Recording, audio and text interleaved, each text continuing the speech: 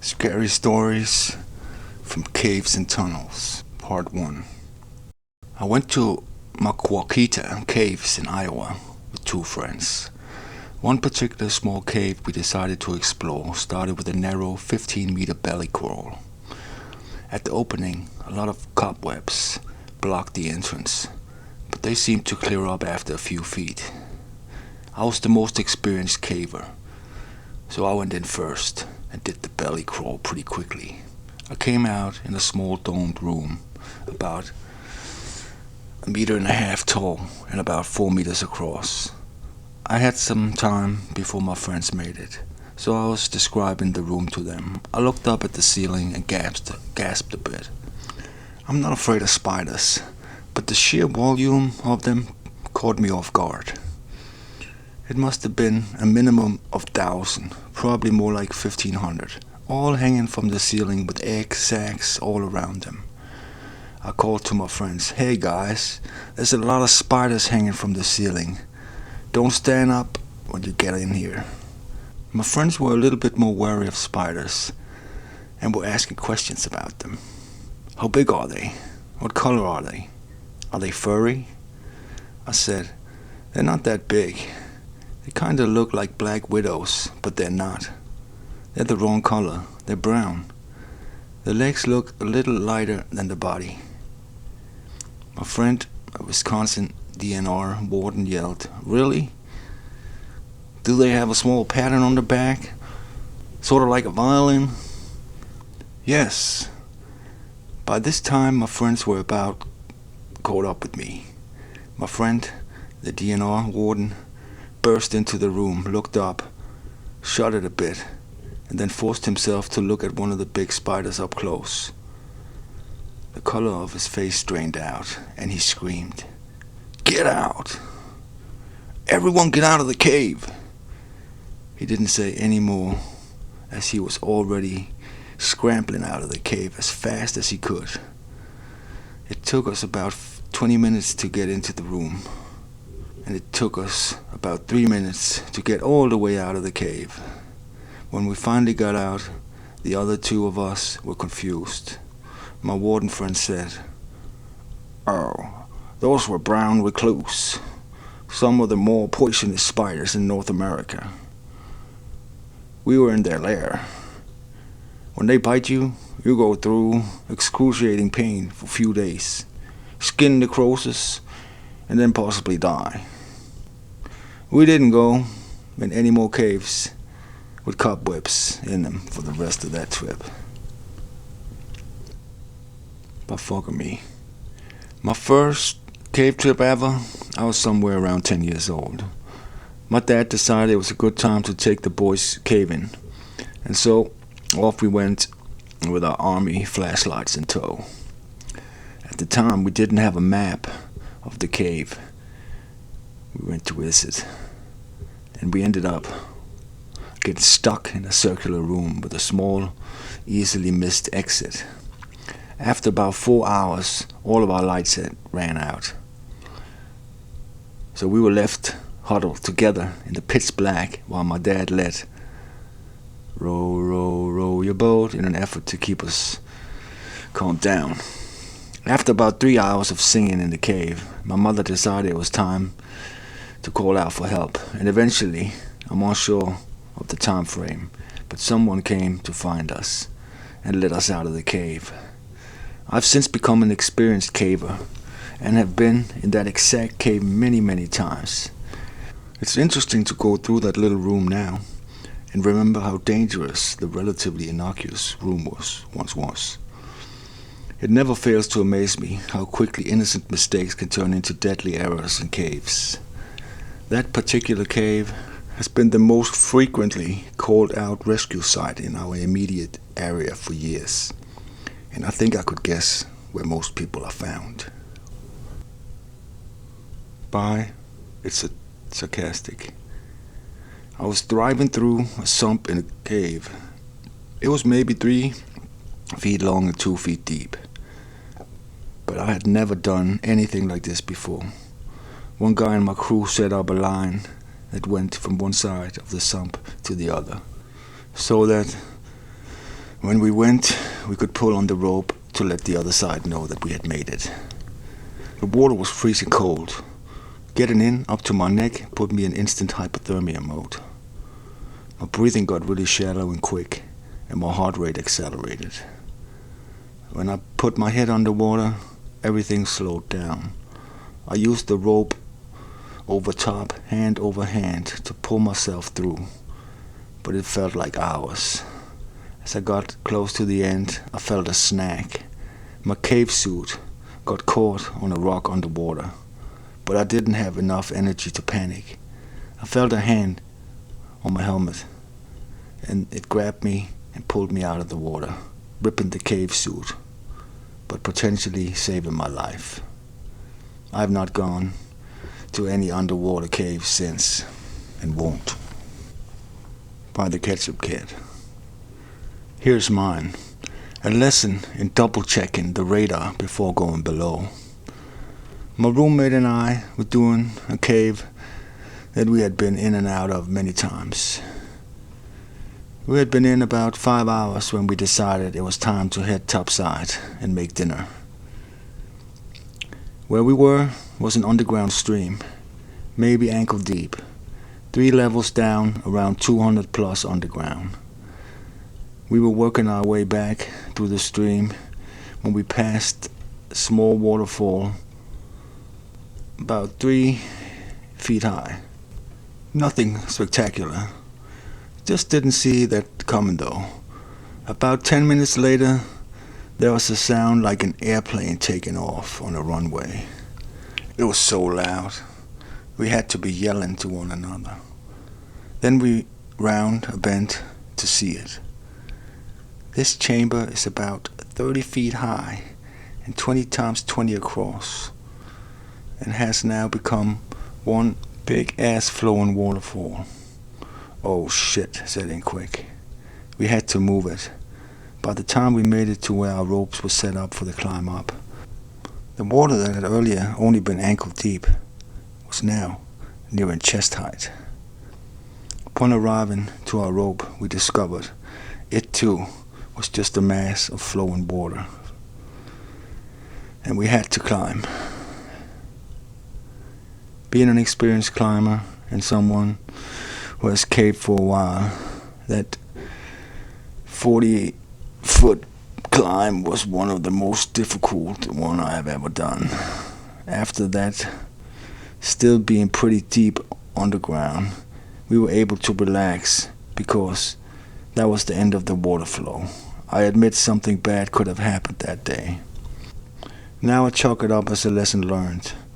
Even if you aren't going to be out in it, check the weather, because rain water always flows down. By Monkey Sentinel. My experience over the years is that every incident I have had has been brought on by poor preparation before entry, or poor decision making during the trip, often due to fatigue. Translation, lack of fitness. So, in a way, also attributable to poor preparation.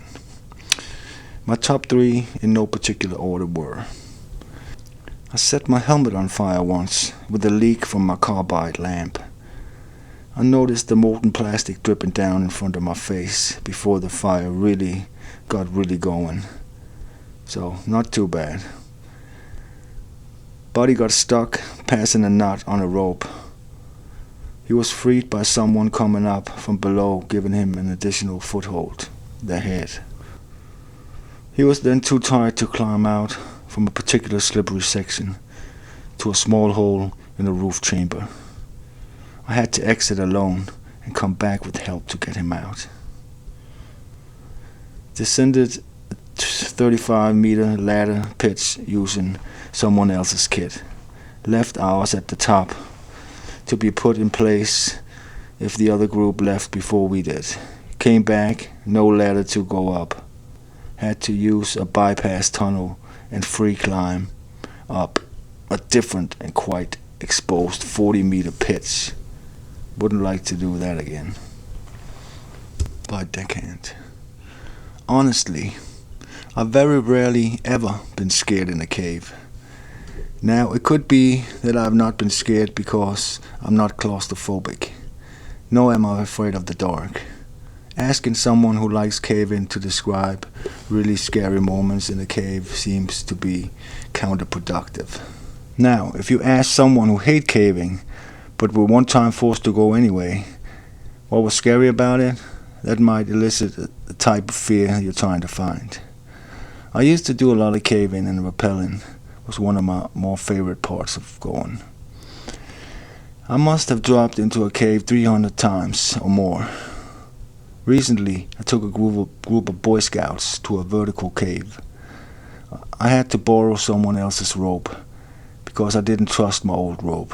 His rope was a bit smaller in diameter and a bit more flexible than mine. It didn't occur to me that his might be a problem until I got on rope. Once I did, I figured out quickly that I didn't have the amount of control I was used to when rappelling. I was able to stop, but just barely, sitting over a 200-foot drop while barely being able to keep from sliding. I decided to abort the rappel at the first ledge I came to, which was 30 down. I had to lock off my rack and call of those who came with me to help me swing over to the ledge and climb back out. I did have climbing gear with me, and I could have switched over to the climbing gear, but that would have been a lot more trouble. So I took the easy way out. Since I was able to lock off the rack, I could simply rest there and think about my situation. I didn't think I was going to fall, so I was not afraid. I merely thought the rappel would not be safe enough, given my difficulty in maintaining a slow speed when I wanted to do so. If I were the panicking type, I suppose I would have been afraid, very afraid, that I would die right there, dangling 30 foot down into a pit with gear that wasn't right for the rope I was on, and no way to control my descent. The thing is, I'm careful enough that when I decided that the rappel wasn't optimal, I immediately choose to abort, rather than risk that I had enough control to do it safely. That's the type of care that keeps one safe. If you want trials that are imaginary, then how about a vertical cave with pull downs?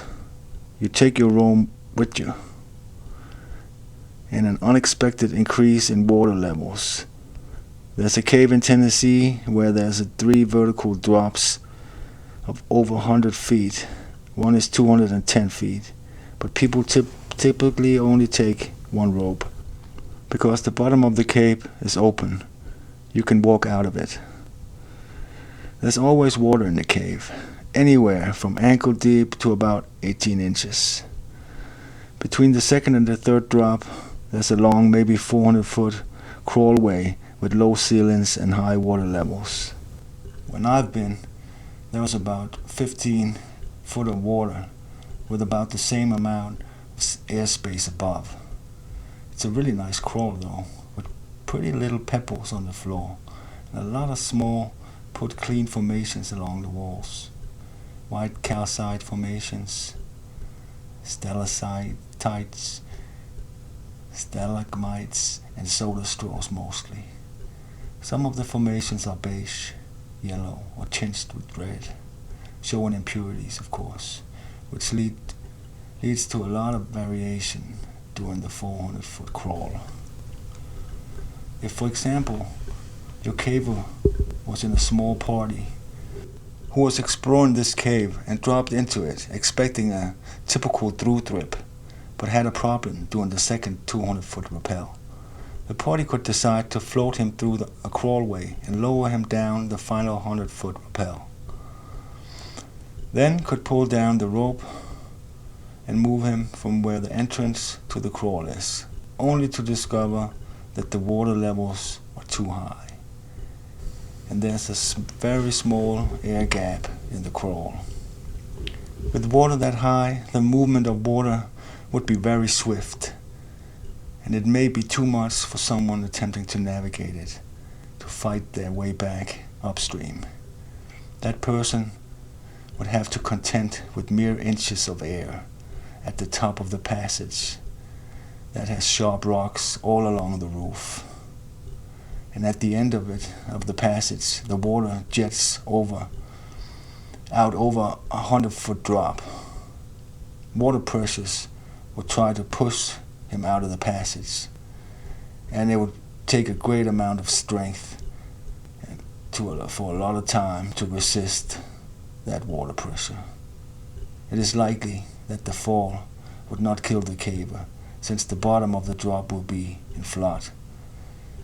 He'd hit the bottom and maybe break something, but the water would break his fall, potentially saving his life. That assuming that he could breathe the whole way down the passage without getting his face banged up too much. The thing about caving, you never go alone, and generally speaking, you don't try to take an injured person out of a cave with small numbers. It's better to leave one person with the injured party and let 2 people go out and get help. That's why the smallest safe party is 4 people. But with 1 person staying back, the 2 people trying to make it out of a flooded passage, there's a potential for lots of drama.